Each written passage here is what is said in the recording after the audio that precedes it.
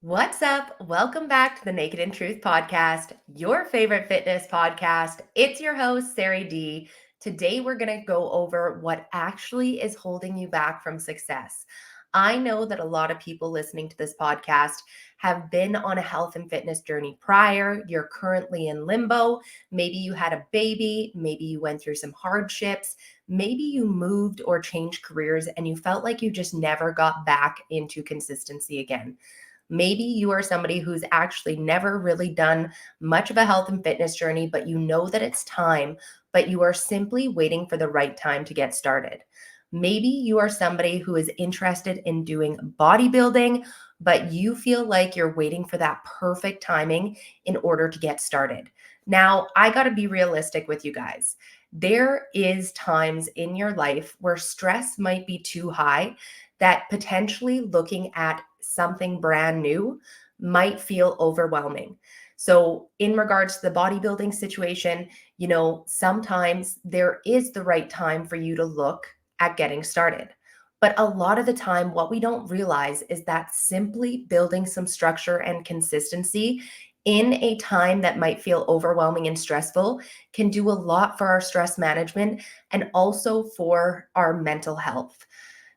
Obviously, working out is something that's great for our physical health, but a lot of the time we undermine how important it really is for our mental health, for stress reduction, for relaxation, for getting us into a position where we have some clarity to get through hard times. So, if you're new to the fitness game, what I would recommend is really understanding that in order to be successful, it's not going to happen overnight, right? There is also never going to be this perfect moment where everything's just going to be chill for you for X amount of time. Unfortunately, that is not life. But those challenges are meant to grow us. And the more that we can take on that mindset, the easier it's going to be to see that success looks different in different seasons. So maybe if you're going through a really hard time, maybe you are feeling like life's just been really stressful. You never really have felt much of a break lately, but you know that you're in a position where you need to start getting your body moving. This is where I would look at getting started with 1 to 2 walks per week. Okay, that's it. I'm not saying that you need to go buy this fancy gym membership, that you need all these gym outfits. We start thinking that we need all of these things in order to get started, and that if things aren't feeling perfect for our starting point, that we're just not going to be able to start at all. But the truth is that we need to be able to build up in a way that's going to allow for not only our body to adapt, but for our mindset to adapt and for our schedule to adapt. A lot of the time, people fail their fitness journey or give up when they just get started because they overwhelm themselves with starting with too much. It is not about going balls to the walls 5 times a week, an hour to 2 hour session, getting a step target in there, also making sure that you're hitting cardio. Like, this is not realistic. We need to make sure that we are in a position where we're building up appropriately, because number one, you have that step target too high, you're going to get shin splints without a doubt. The chances of you wanting to continue on walks with shin splints are going to be slim to none. Then, with the mind that we have, we love to blame the exercise instead of what we maybe could have done differently. So you're going to be like, screw walking. I don't even want to do this anymore. It just hurts my shins. Not realizing that, hey, you're maybe walking 2 to 4,000 steps a day, and you thought that 10,000 steps per day is the magic number. So you started trying to hit 10,000 steps a day, and you didn't make it past a couple of days without feeling like you ended up having to ditch it entirely because your body is sore. You got the shin splints. You feel like it's not sustainable, and it's not sustainable because what you should have done is potentially looked at maybe 1,000 extra steps compared to what you're averaging. So, like, let's just say a weekly average of what you're getting in is 3,500 steps. Let's see if we can hit 4,500 steps. And it's not something that even needs to happen every single day. It can be something where you're trying to hit 4,500 steps 3 times a day. Once you do that for a couple of weeks, everything's feeling good. Maybe let's make it 4 times a day, 4 times a week. And building up this way is going to allow for you to be that much more successful instead of feeling like you need to go hard in a time where you're already feeling stressed. Like, don't feel like you need to go and work out on days that you already know that you're really busy. If there's days where your schedule is a little bit lighter, pick those days as your scheduled walking days where you're going to hit that 4,500 step target. Pick those days if you're going to go and get a home workout or a gym workout in, but stop feeling like you need to exercise every day in order to be successful. The other part that I want to remind you is that if you've been on a health and fitness journey prior and life has happened, you've fallen out of schedule, you've fallen out of routine, it's really important to remember that the longer that you wait, the harder it is to get started. Okay? We're all aging. So whether you want to believe it or not, a couple years can make the world of a difference, especially if you're going from being being quite sedentary and not really moving very much. Maybe you work a desk job and you're seated all the time. We can get really stiff when our muscles are constantly in this shortened position of being seated. I know that you guys have heard me say it before on the podcast, but sitting is literally the new smoking. So if you are in a position where you used to exercise prior, now you've kind of fallen out of schedule and you feel like life just keeps hitting and hitting, and now you got kids in routine to look after, there is never going to be a perfect time to get started, okay? Sometimes just simply jumping in, something is always going to be better than nothing. So as I mentioned, it doesn't need to be an hour workout. Maybe you need to do a 20-minute workout. Heck, maybe we need to start with 10 minutes of movement and a 20-minute walk. Something like that can make the world of a difference than staying sedentary and immobile, because the longer that you don't move, the more challenging it becomes when you try to. We need to understand that exercise literally reverses aging. So the best thing that we can do for our body is keep moving. You don't need to go hit a boxing class. You don't need to become a CrossFitter. All of these things are great if you want to do them, but there's so much societal pressure sometimes where you see other people doing things, whether it's on Instagram, people that you know, colleagues, and it gets in your head thinking that you need to do the exact same thing. But let's just say you had a baby, you are looking to get back into it. Why don't you start going for a walk after dinner with your kiddo, right? You don't even have to take that time apart, but just simply start seeing what that walk feels like. And maybe you're going to start with a 15-minute walk around the block. Then after you're done that 15 minutes for a couple of weeks, maybe you're able to go a little bit farther. Maybe you're able to extend to an extra block. Whatever that looks like for you, without feeling like you need to match what somebody else is doing around you, but also be what feels good.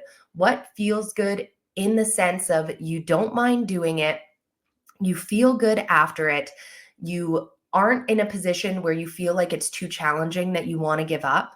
Your body is responding well and you're recovering. These are all really important signs that a lot of people don't pay attention to.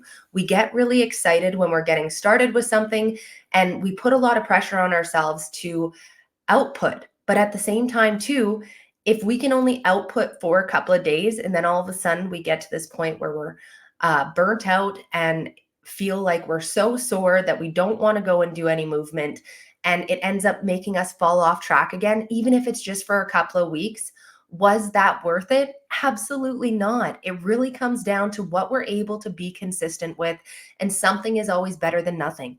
I'd rather see you get a 10-minute stretch session in instead of nothing. I'd rather see you get a 20-minute walk in instead of nothing. Even if it's only 1,000 steps, it really doesn't matter. We are so fixated on numbers in this society, right? We all love to see our bank account as high as we can. If we're in schooling or doing any type of programming, we want to see our grades as high as they can be. There's a lot of stuff that we fixate on when it comes to numbers. You know, the scale, we always love to see it the lowest that it possibly is. So when we hear these numbers like 10,000 steps a day, it makes us think like that's the number that we need in order to be successful. But that is far from the truth. And there's a lot that you can do in your journey to make it to make a routine that works really good, not just for your goals, not just for your physique changes, but also for your schedule, for your mental health, for not feeling like you're overloading yourself. We are such a busy society because we allow ourselves to be.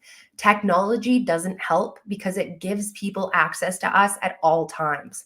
So we need to make sure that whatever we're going to approach, that we do it in a way that fits our schedule, because what's actually holding you back from success is waiting for this perfect timing. Now, a lot of the time when people feel like they've fallen off of their routine with health and fitness, it's because they've gone through something hard and challenging. So that in turn should be a light bulb moment to remind you that the best time for you to go and invest yourself into the program is going to be at a time when you might be going through some challenges. And this is when I would really encourage you to work with a coach, because a coach is going to be that non-biased person who is actually there for your success.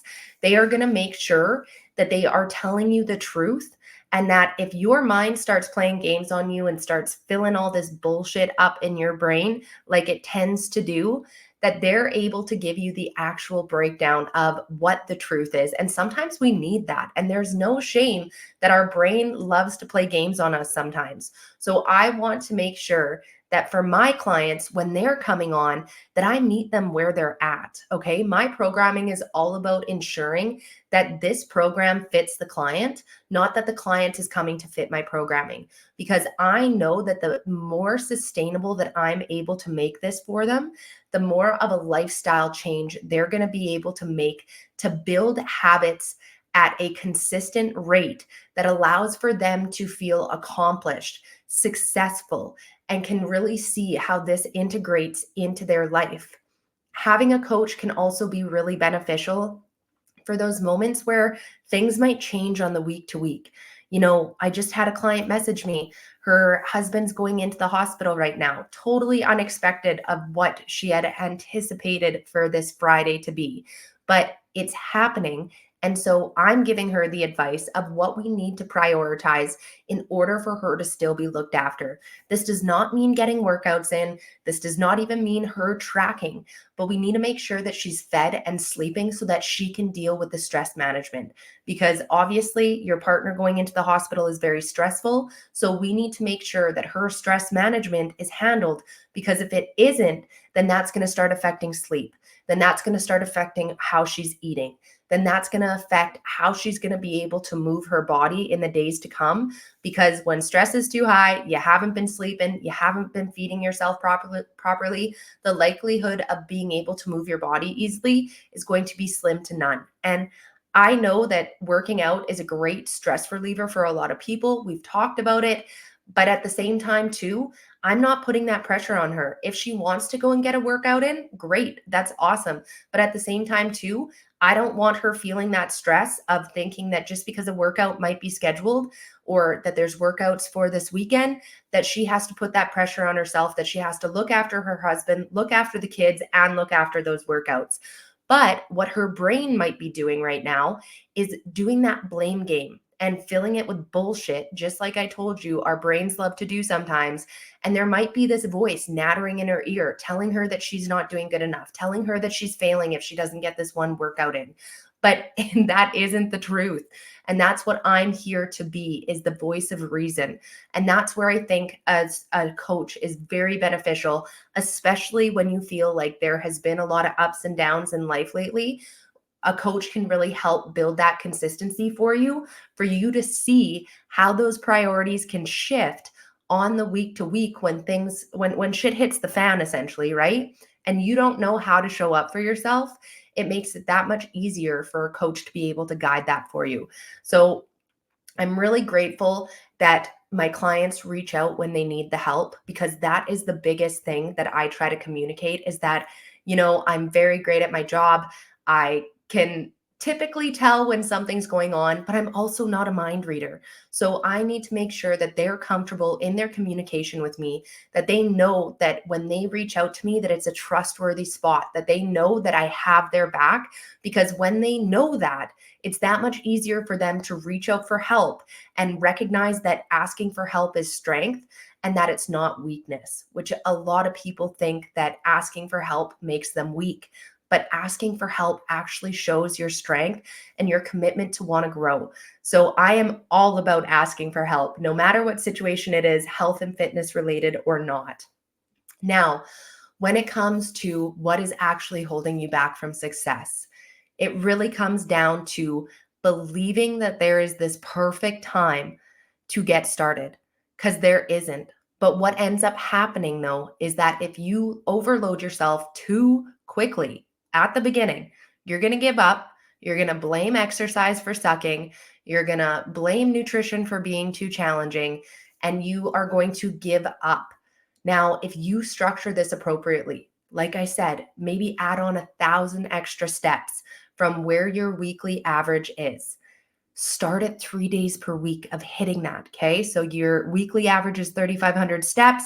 We're going to hit 4,500 steps 3 days per week. Then we're going to increase from there. Okay. So take time for your body to adapt, because if you're not used to moving, stop expecting your body to recover as if you've been moving these last 2 years. Okay. We need to be realistic with ourselves, with what we expect of our bodies, and it is going to be that much more sustainable. Every week doesn't have to look the same. So that means that maybe last week you got 2 workouts in because it was really busy. This week you're going to be able to hit 4. It's a solid week where you're able to get every session in. And then maybe next week it's only going to be 3 because you're going out of town for the last half of the week. That's okay. Okay. Your brain is going to probably tell you that that's not okay. And if you don't get those 4 workouts in every week, then obviously you're failing. You are just not able to see the success that you know that you deserve. No, we need to make sure that everything that we're doing is sustainable. Your health and fitness journey should be a lifestyle. It should be something that you're chasing for the rest of your life. So that means that you need to be able to adapt when life changes, because every week is not the same. I'm sure that by now you've figured that out. And if you can't get all your sessions in, what's going to hurt you more is by giving up because you couldn't get all those sessions in, versus only getting in a 20-minute workout twice in the week, right? It's one of those things where people think that the longer and the harder that you go, the better it's going to be. And that isn't true if you're not recovering from it. That isn't true if you're not enjoying it. That isn't true if you are in a position where it's just screwing up your schedule. You're not getting proper sleep now. You feel like you don't have time for your loved ones.